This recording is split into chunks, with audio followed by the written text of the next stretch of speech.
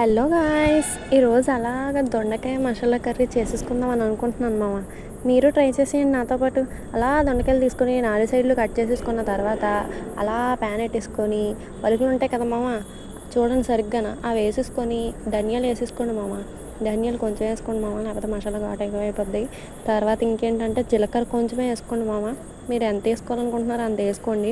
Next ఇంకేంటంటే ఒక దాల్చిన చెక్క, యాలకులు వేసుకున్న తర్వాత అలాగే జీడిపప్పు ఉంటే వేసేసుకోండి మామ. వీలైతే నువ్వులు ఉంటాయి కదా మామ, అవి వేసుకోండి.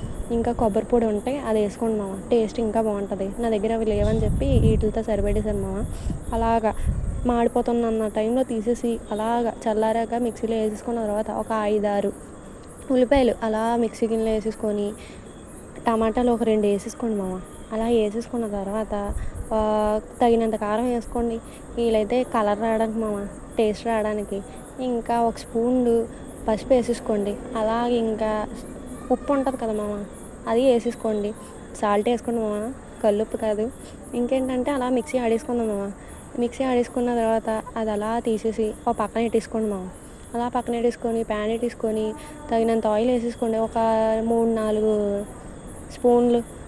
ఇంకేముంది, ఆవాలు వేసేసుకొని ఇంకా మినప్పప్పు వేసేసుకొని ఇంకా జీలకర్ర వేసేసుకొని ఇంకేముంది కరివేపాకు వేసేసుకోండి.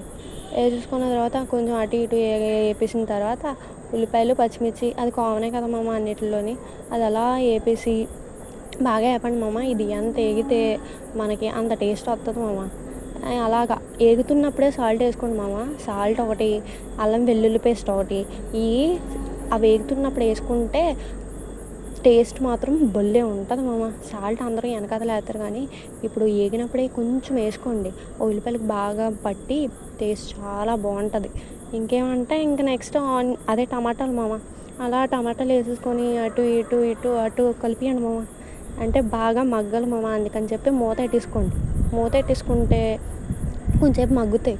మగ్గేసిన తర్వాత అటు ఇటు కలిపేసుకోండి మామ.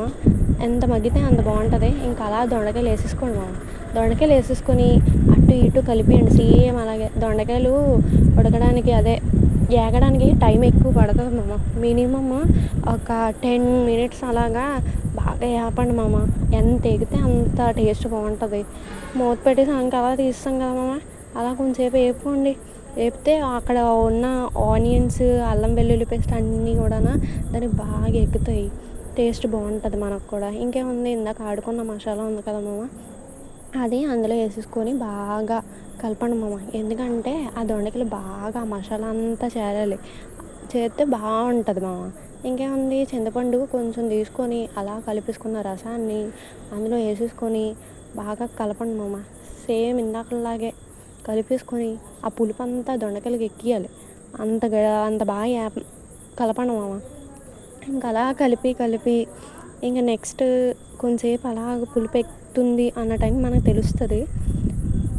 తెలిసిన టైంలో కొంచెం కారం, ఒక స్పూన్ కారం కానీ ఎంతో కొంత తగినంత వేసుకోండి. మేము కారాలు ఎక్కువ తినాం కాబట్టి 1 స్పూన్ వేసుకున్నాను. ఇంకా నెక్స్ట్ కొంచెం మసాలా పౌడర్ ఉంటుంది మామ, అది ఇంట్లోనే తయారు చేస్తాను కాబట్టి కొంచెం వేసుకున్నాను. అది చేసింది కూడా ఒక వీడియో చేస్తాను మీకోసం. ఒక సాల్ట్ తగినంత వేసుకోండి.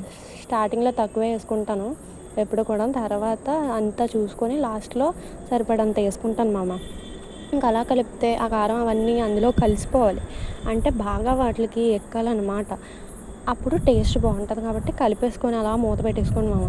ఉడుకుతుంది బాగా. దొండకాయ అనేది గట్టిగా లేకుండా మెత్తగా ఉడికేటట్టు చేసేసుకోవాలి. మూత ఒక 15 minutes అలాగా చేసేసుకున్న తర్వాత అలాగా మూత తీసేసి అటు ఇటు వేపుకోండి, తెలుస్తుంది కదా. అంతే, ఇంకా రెడీ దొండకాయ మసాలా కర్రీ. ఇంకా అలా వైట్ రైస్లో కలుపుకొని తింటుంటూ ఉంటుంది మామ. సూపర్ ఉంది. ఈరోజు తిన్నాను కానీ భలే అనిపించింది మామ. సేమ్ నాలా మీరు ట్రై చేసేయండి మామ. ఇంకా ఉంది, సబ్స్క్రైబ్ చేసేయండి మామ. ఇలా సబ్స్క్రైబ్ చేస్తే మీకు ఎన్నో చెప్తాను.